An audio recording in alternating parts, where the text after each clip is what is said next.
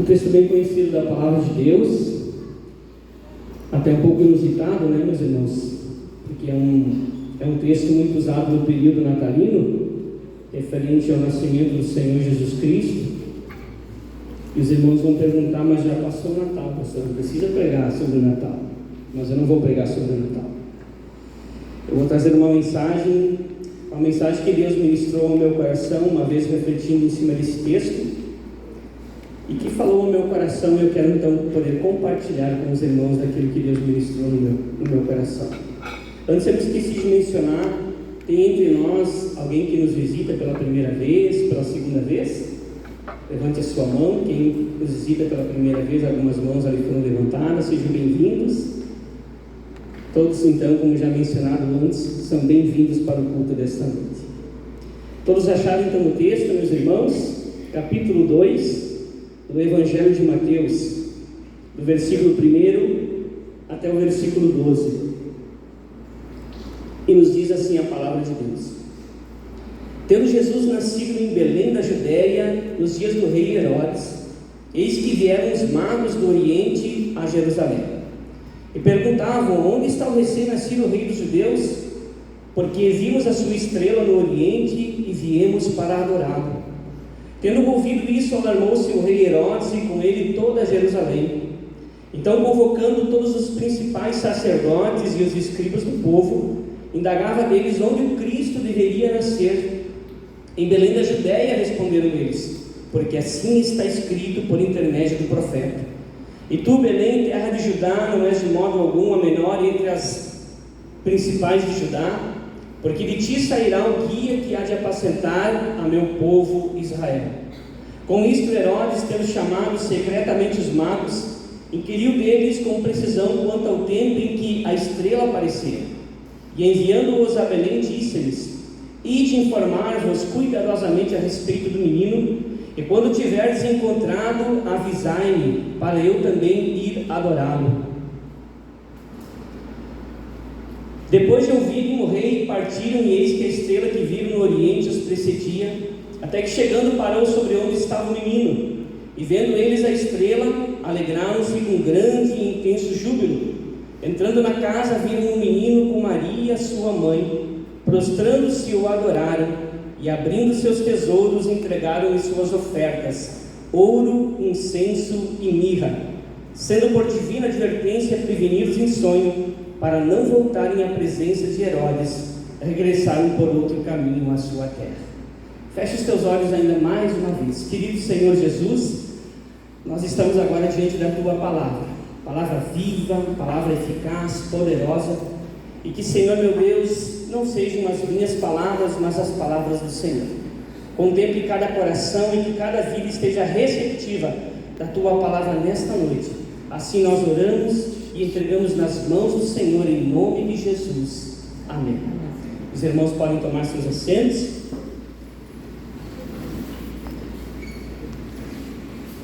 A história que eu quero compartilhar com vocês, meus irmãos, a mensagem mais propriamente dita, baseada nessa história, nesse fato bíblico, ela tem como tema a história dos magos e o que essa história representa para nós. Essa história, meus irmãos, eu não sei se para você, mas para mim tem alguns detalhes que ela é um pouco enigmática. Ela não tem nenhum paralelo em nenhuma outra passagem bíblica.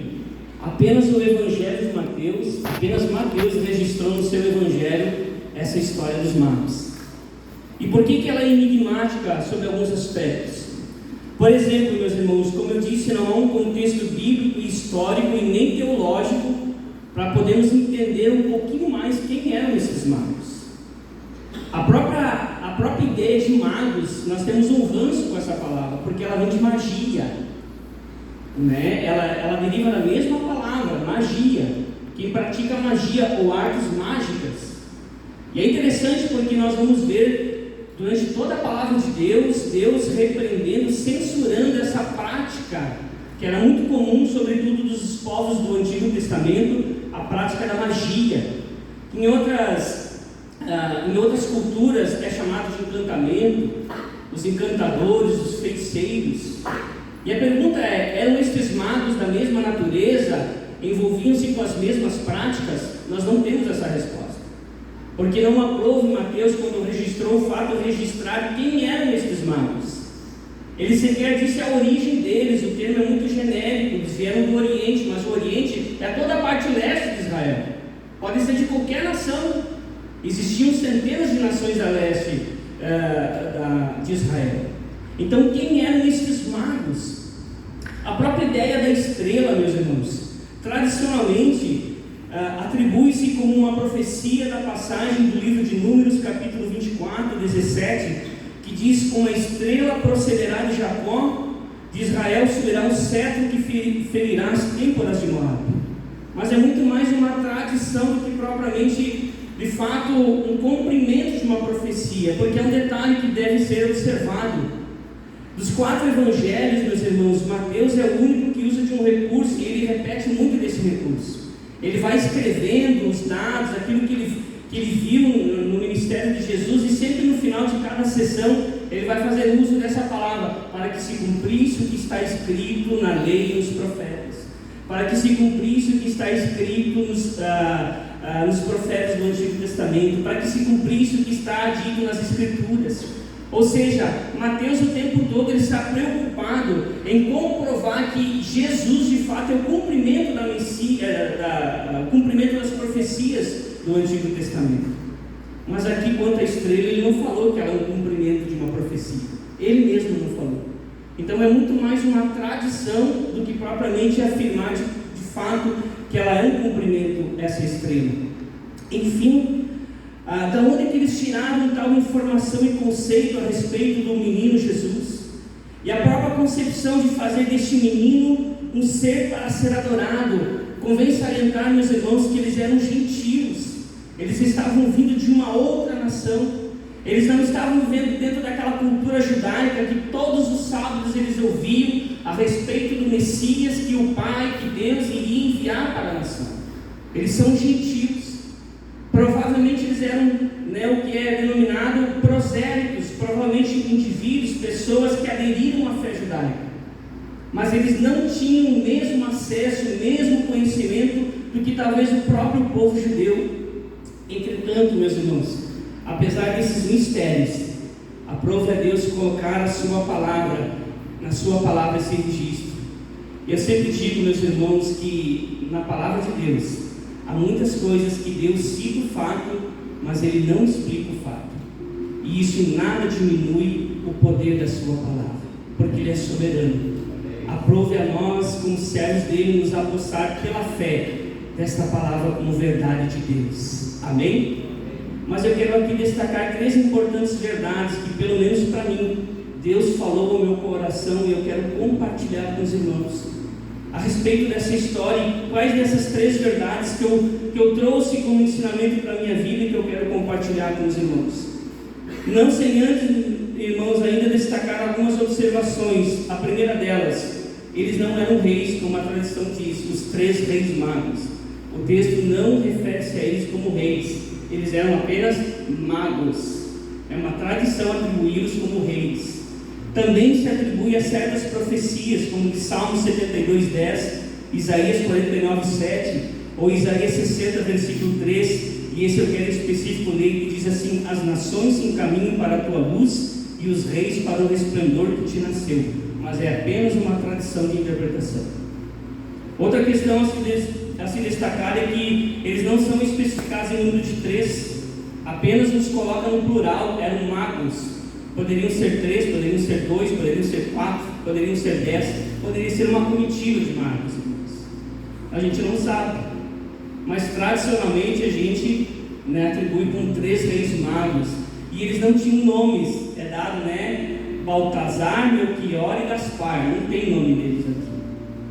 E uma outra questão muito interessante que nós tradicionalmente cultivamos é que eles foram visitar Jesus no estábulo. Não, Jesus não estava mais lá na manjedoura, ele não estava. O versículo 11 diz que eles entraram na casa onde Jesus se encontrava, porque provavelmente, meus irmãos, tudo indica, e é certo, eles não chegaram no dia do nascimento de Jesus.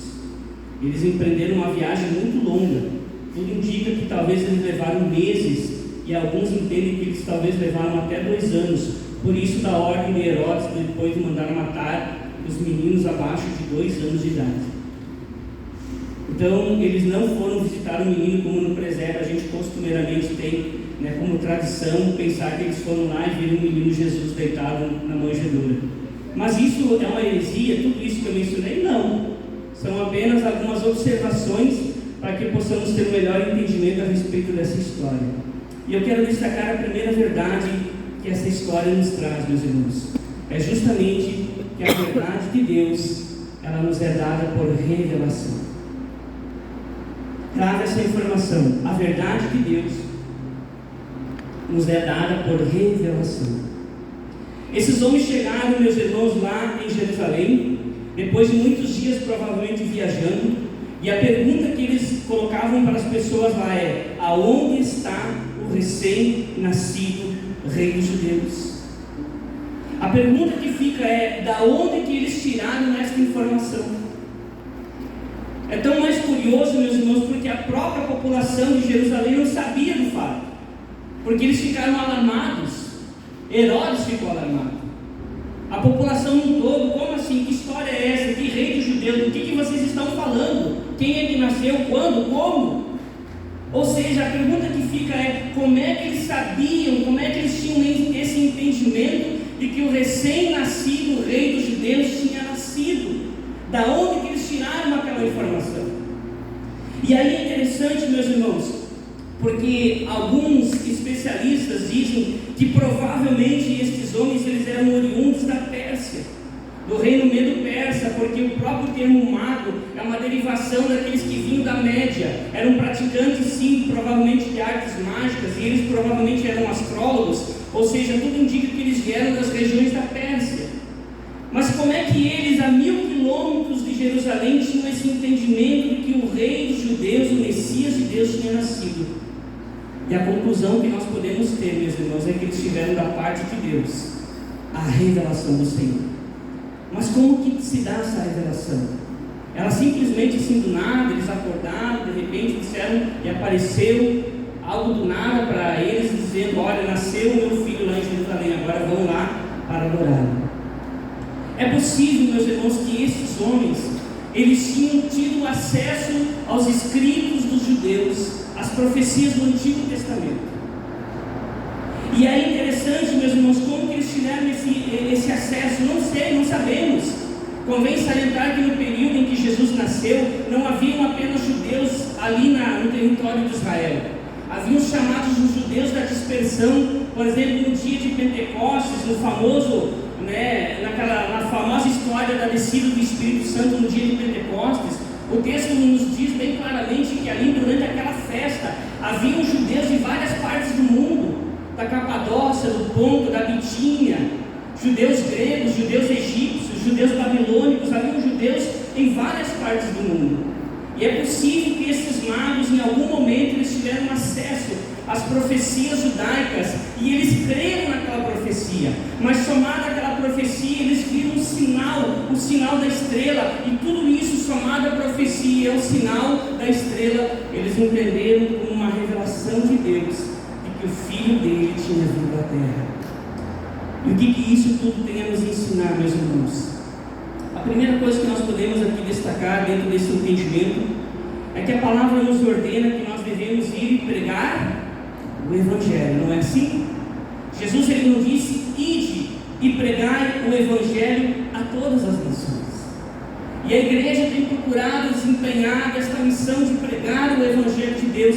Por que nós precisamos pregar a palavra de Deus, meus irmãos? Porque a fé vem de ouvir e ouvir da palavra de Deus. Você vai ter acesso àquilo que é de Deus pela palavra pregada. A palavra de Deus, ela é necessariamente, é essencial que nós precisamos pregar a palavra de Deus, porque a fé vem de ouvir e ouvir da palavra de Deus. O apóstolo Paulo, discorrendo sobre esse tema, ele disse lá em Romanos no capítulo 10, em alguns versículos: todos aqueles que invocarem o nome do Senhor serão salvos. Mas como crerão naquele em quem não ouviram? E como ouvirão naquele em quem nada souberam, quem não creram? Melhor dizendo, como invocarão naquele em quem não creram? E como crerão naquele em quem não ouviram? E como ouvirão se não há quem pregue? E como pregarão se não forem enviados? Quão formosos são os pés daqueles que anunciam as boas novas de salvação. Então a igreja precisa pregar a palavra de Deus. Mas agora vamos botar uma vírgula, porque há muitos que ouvem a palavra de Deus, mas nem todos se convertem. Sabe por quê? Porque a palavra de Deus nos é dada por revelação, e isto é maravilhoso. O profeta Isaías, ele dizendo foi quem primeiro disse dessa expressão, lá em Isaías 53, versículo 11: Senhor, quem é que creu na nossa pregação? O próprio apóstolo Paulo dizendo em Romanos capítulo 10, versículo 16: nem todos obedecem ao Evangelho, porque o profeta Isaías já disse: Senhor, quem acreditou na nossa pregação? Quando lá no Evangelho de João capítulo 12, versículo 37, é dito a respeito daqueles que não creram no Senhor Jesus, e diz: embora tivesse feito tantos sinais na sua presença, não creram nele, para se cumprir a palavra do profeta Isaías, que diz: Senhor, quem é que creu em nossa pregação, e a quem foi revelado o braço do Senhor? Ou seja, meus irmãos, a nós compete pregar a palavra de Deus. Os judeus, eles estavam todos os sábados sentados na cadeira da sinagoga, ouvindo dos rabinos e dos mestres. Nós estamos aguardando o Messias prometido numa aliança que ele fez com Davi. Nós estamos aguardando o nosso Messias, o nosso Redentor. Ele vai liberar, ele vai redimir a nação de Israel. Mas o Messias veio, e eles não souberam que o Messias já estava lá na manjedoura. Sabe por quê, meus irmãos? Porque eles tinham uma palavra, mas eles não tinham uma revelação. Ao passo que aqueles magos tinham a palavra e tinham a revelação de Deus. E isso é maravilhoso. Sabe por que você está aqui? Porque alguém um dia pregou a palavra de Deus, e a palavra diz que Deus abriu os olhos do nosso entendimento. Nós éramos cegos, nós éramos mortos, nós não conseguíamos entender a palavra de Deus, mas Deus abriu os olhos do nosso entendimento. Ele revelou a sua verdade na palavra pregada para nós, e nós estamos aqui como o povo escolhido de Deus. Isso é maravilhoso, meus irmãos. Nós estamos na mesma posição daqueles magos.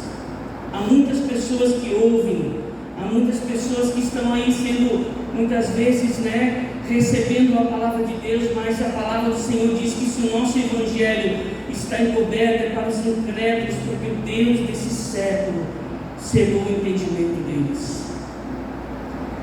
A nós, igreja, precisamos estar orando e pedindo para que Deus abra os olhos do entendimento deles, como foi assim conosco. Eu fico imaginando naquele dia, naquele momento, quando aqueles magos simplesmente do nada apareceram em Jerusalém com essa pergunta: aonde está o recém-nascido rei dos judeus? Porque vimos a sua estrela e viemos para o adorá-lo. Eu não sei como foram as perguntas, eu não sei como foram as conversas, exceto aquela que o próprio Herodes vai conversar com eles, Mas como é que as pessoas ficaram ali? E eu pensando, meus irmãos, vocês pensam que Belém era muito longe? Porque diz no texto que Herodes mandou chamar então os escribas, mandou chamar então os sacerdotes e perguntou para eles sobre a profecia. E eles foram lá, abriram as profecias, abriram os escritos, os livros, e leram para Herodes. Em Belém da Judéia, responderam eles, porque está escrito por intermédio do profeta: e tu, Belém, terra de Judá, não és de modo algum a menor entre a principal de Judá, porque de ti sairá o guia que há de apacentar o meu povo Israel.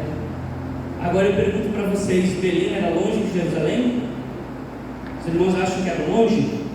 Dava o que, uns 500 quilômetros? Um pouquinho menos, talvez uns 200 quilômetros. Sabe quanto que distanciava Belém de Jerusalém, irmãos? 8 quilômetros. Era como sair daqui um pouquinho para lá de Cruzeiro.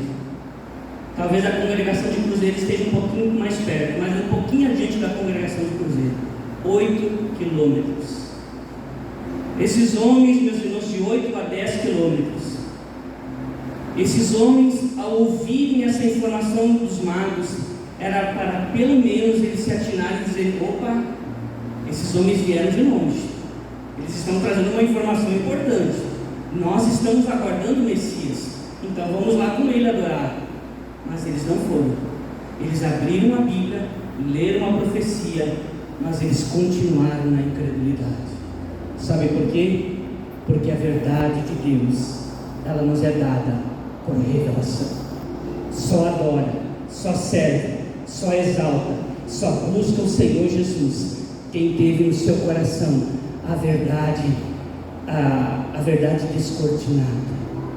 O homem natural não entende das coisas do Espírito, meus irmãos.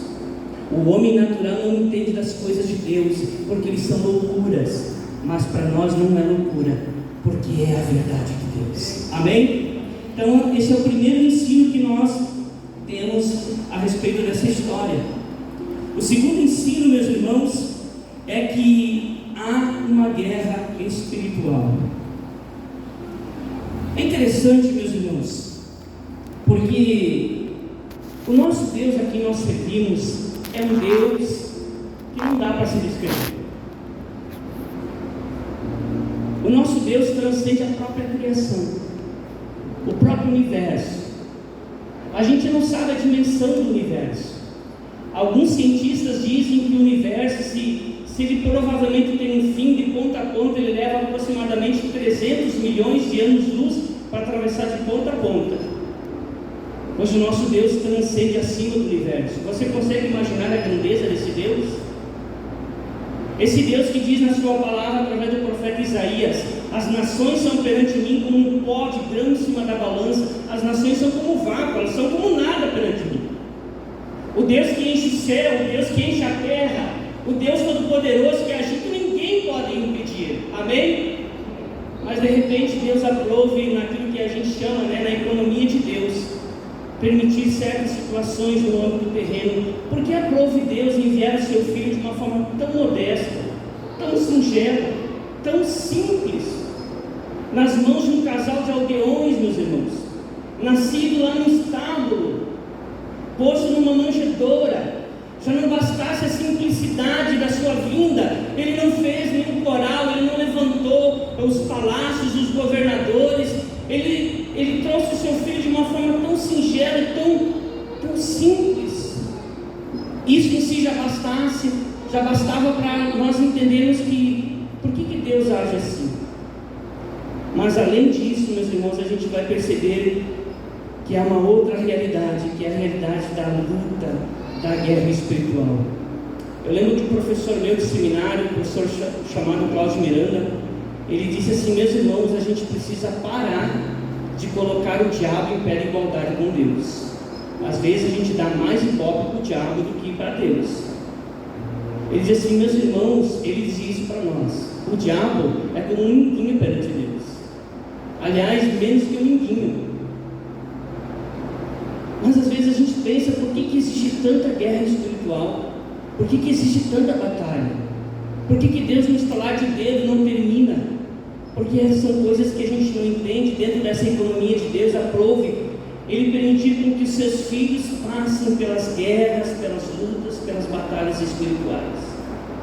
E aprove ao seu Filho, aquele que diz-nos a palavra que tudo foi criado por meio dele, para ele.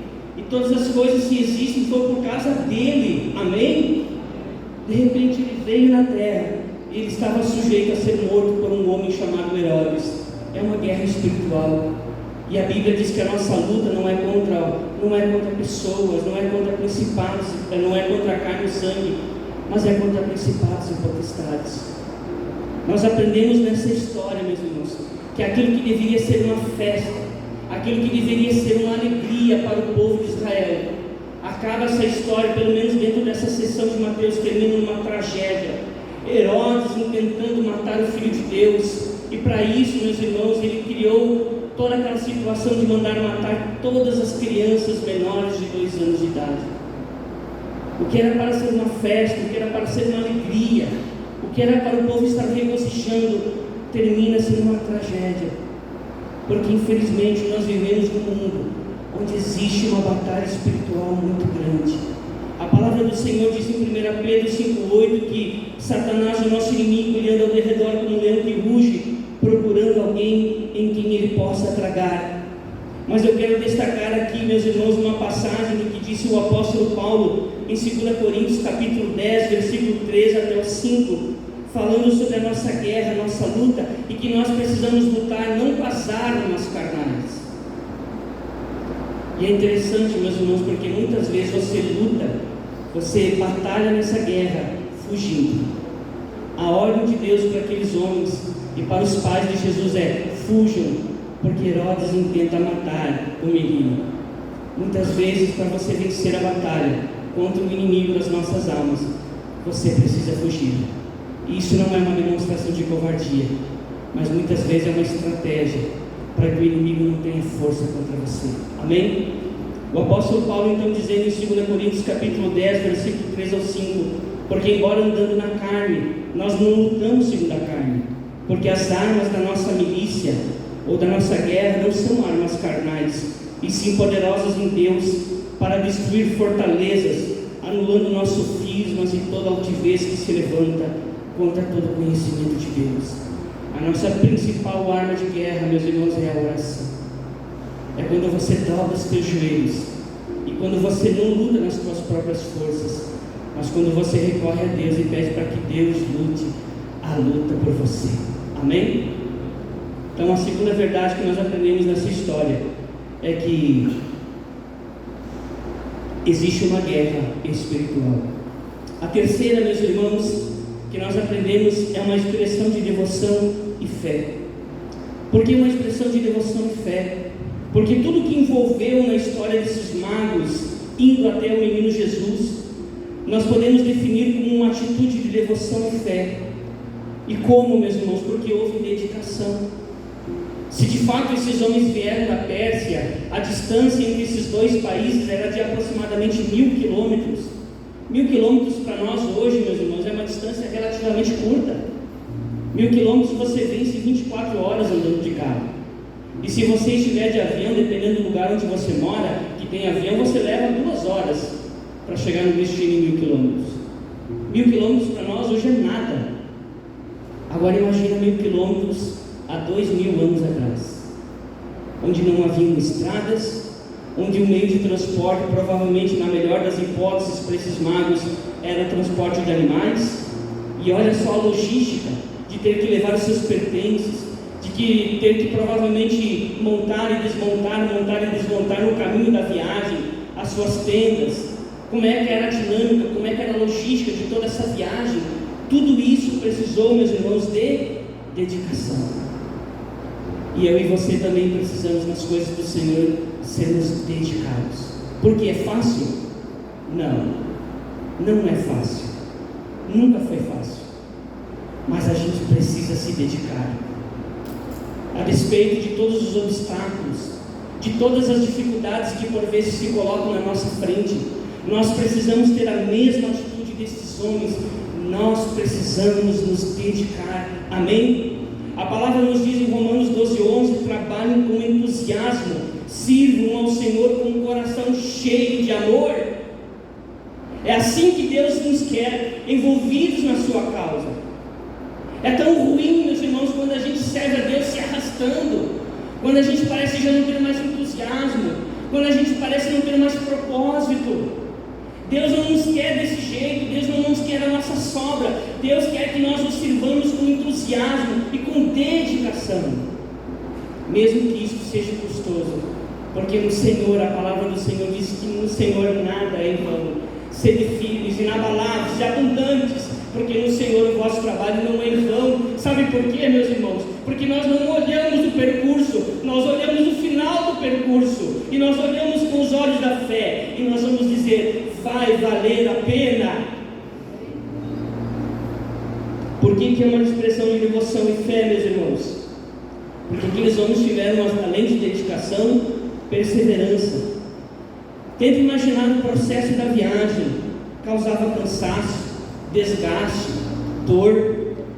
A dinâmica do repouso para ter que dormir, se alimentar. Eles provavelmente, irmãos, se hospedavam em alguma hospedaria? Talvez sim. Mas é possível que em muitos momentos não havia hospedagem para eles. Eles tinham que se adaptar da forma como dava.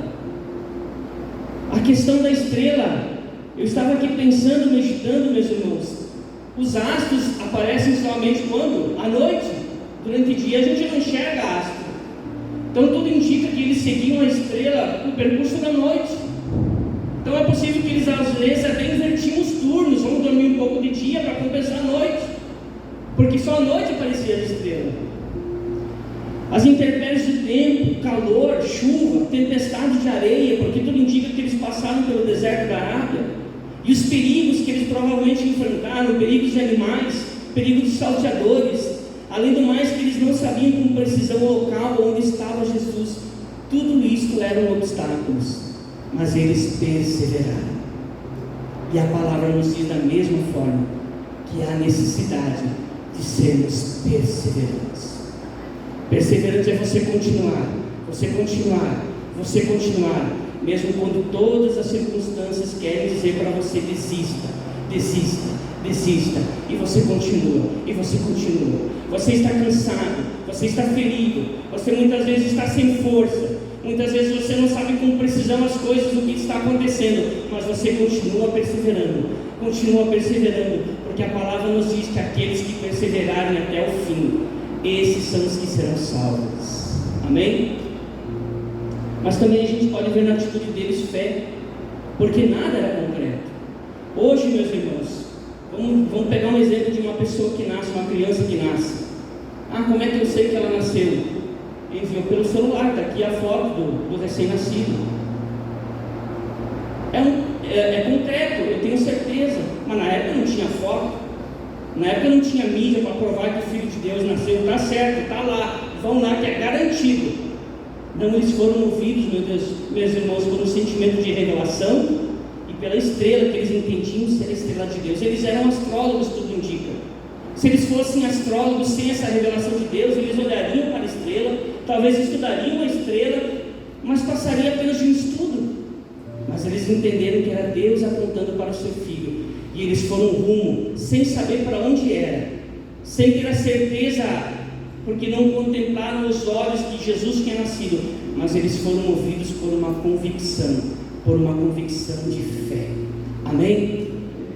Eu quero ler um texto da palavra de Deus que eu gosto muito, escrita pelo apóstolo Pedro, e ele diz lá no capítulo 1, versículo 7 e 9 de 1 Pedro o seguinte: para que, uma vez confirmado o valor da vossa fé, que é muito mais preciosa do que ouro perecível, mesmo apurado por fogo, redunde em louvor, glória e honra na manifestação de Jesus. Quando Jesus vier em nuvens, e aí diz o versículo 8: a quem, falando de Jesus, a quem, não havendo visto, amais, no qual não vendo agora, mas crendo exultais com alegria indizível e cheia de glória. O que Pedro está dizendo aqui é que nós não vimos Jesus Cristo até hoje, mas nós amamos Jesus Cristo. Nós não vimos Jesus Cristo até hoje, mas nós cremos no Senhor Jesus. E quando Ele diz que Ele vai voltar, nós nos apossamos pela fé dessa palavra, e nós dizemos: Jesus Cristo vai voltar, porque Ele é vivo. É isso que o texto está dizendo. Vocês não estão vendo Ele agora, mas vocês amam, no qual não vendo agora, mas vocês creem nele, e exultam com alegria indizível e cheia de glória. Naquele dia, conforme diz nas palavras de Pedro, quando nos for Jesus Cristo vier entre nuvens e for manifestado, a nossa fé redundará em louvor, glória e honra. Deus vai honrar a nossa fé. E eu penso que não há nada melhor do que ouvir da boca do próprio Senhor Jesus: vinde bendito Senhor Pai. Eu não sei como vai ser aquele dia, não sei como vai ser aquele momento, mas vai ser maravilhoso você contemplar Jesus face a face, e você poder ouvir dele essas palavras, e você vai dizer: valeu a pena. Você não vê ele hoje, você crê nele. Você não vê ele, mas você continua amando Jesus, porque foi assim também com aqueles magos. E para terminar, meus irmãos, houve da parte daqueles homens uma entrega. Em específico, lá no versículo 11, olha o que o texto nos diz: entrando na casa, viu um menino com Maria, sua mãe, prostrando-se, o adoraram, e abrindo seus tesouros, entregaram suas ofertas, ouro, incenso e mirra. que a palavra de Deus está nos dizendo, meus irmãos? Aqueles homens empreenderam um esforço, se dedicaram, perseveraram, até que chegaram no local onde a estrela apontava, o local onde estava o menino Jesus. E o texto diz aqui no versículo 11 que eles tomaram 4 atitudes. A primeira delas é: eles entraram na casa. Enquanto eu meditava nesse texto, meus irmãos, estive pensando quantos e quantos procuram respostas para a sua alma, e a resposta é Jesus. Amém? A resposta é Jesus. Quantas pessoas que talvez, meus irmãos, talvez não, quantas pessoas que encontraram Jesus sabem que Jesus é a resposta, sabem que Jesus é aquilo que elas precisam, mas elas não têm coragem de tomar uma atitude de entrar. Essa palavra entrar, eu quero trazê-la de uma forma metafórica, simbólica, como uma representação de pessoas que estão muitas vezes como Pedro, lá naquele dia, quando Jesus foi preso pelos soldados. Ele o seguia de longe, e quando perguntavam: você é um deles? Ele dizia: não, eu não conheço ele. Tem muitas pessoas que fazem assim, sabem que Jesus é a libertação, é a cura, Jesus é a resposta para a sua vida, mas não querem tomar uma atitude de entrar, não querem se envolver, não querem se comprometer. Jesus está dizendo: se você o encontrou, se envolva, se entrega por completo, porque quando você entrar, você vai precisar se prostrar, você vai precisar adorar, e você vai precisar entregar tudo de si para o Senhor Jesus Cristo sem reservas. Então, se nessa noite você é daquele que já tomou dessa atitude, você já entrou, você já se envolveu, você disse: Jesus, a minha vida é tua, continue adorando a Ele, se prostre diante desse Deus, adore-o e entregue o que você tem de melhor para o Senhor Jesus.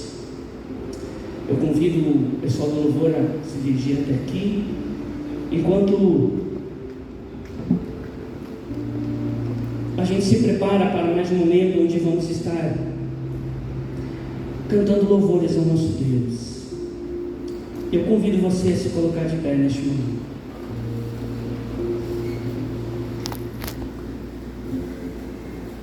Eu não conheço a todos aqui,